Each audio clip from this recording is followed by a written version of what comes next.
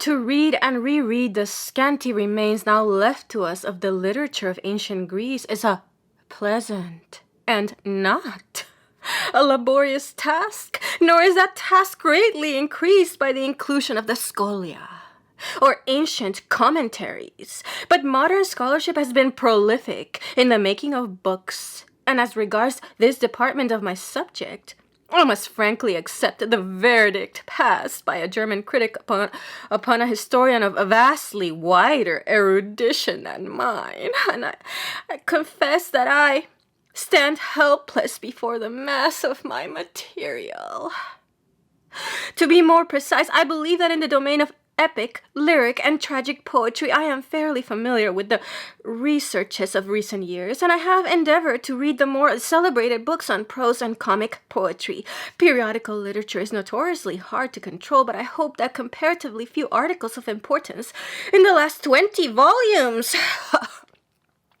of the Hermes, the Rhenish Museum, the Philologus, and the English classical journals have escaped my consideration. More than this I have but rarely attempted.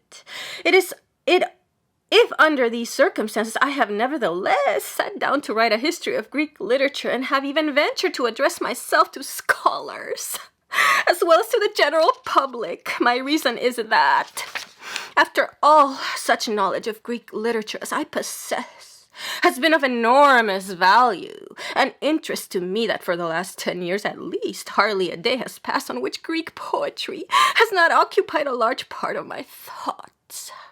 Hardly one deep or valuable emotion has come into my light which has not been either caused or interpreted or bettered by Greek poetry. This is doubtless part of the ordinary narrowing of the specialist, the one-sided sensitiveness in which he finds at once his sacrifice and his reward, but it is usually perhaps the thing that justifies a man in writing.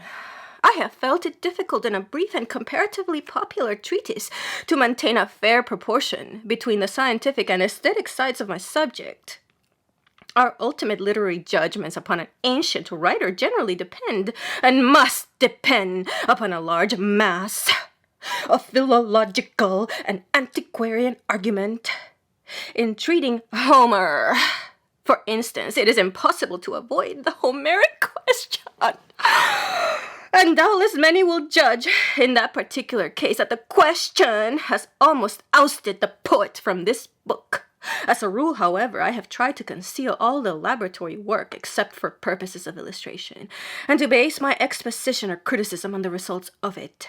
This explains why I have so rarely referred to other scholars, especially those whose works are best known in this country. I doubt, for instance, if the names of Jebb, Leaf, and Monroe occur at all in the following pages. The same is true of such writers as Usener, Gompers, Susemil, and Blas, to whom I owe much, and even of W. Christ, from whose Geschichte der Griechischen Literatur I have taken a great deal of my chronology and general framework.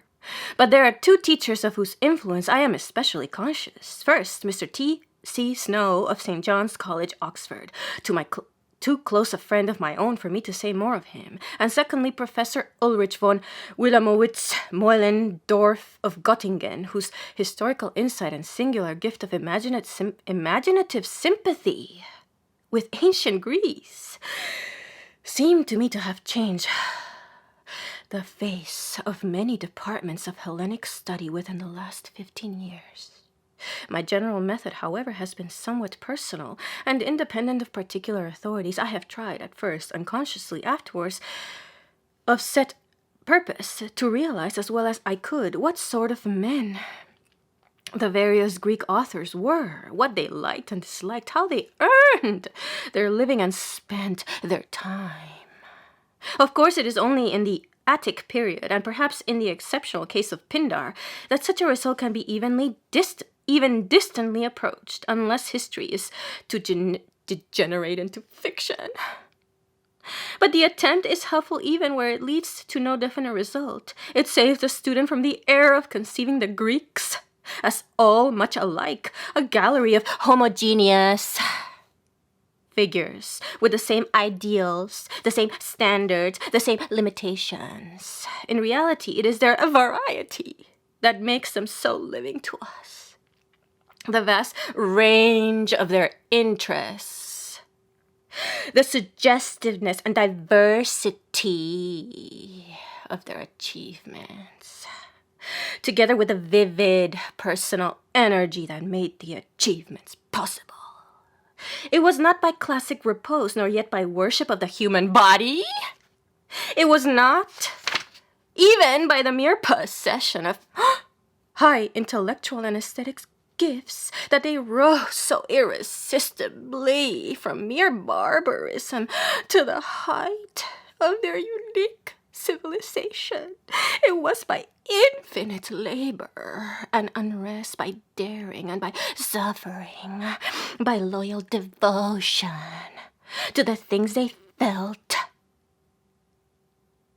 to be great.